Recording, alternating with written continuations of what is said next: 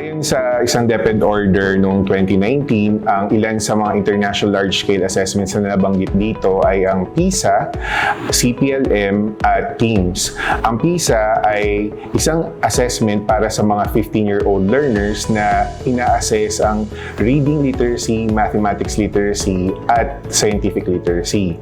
Ang CPLM naman ay isang assessment para sa mga grade 5 learners na ina-assess ang reading, writing at mathematics literacy.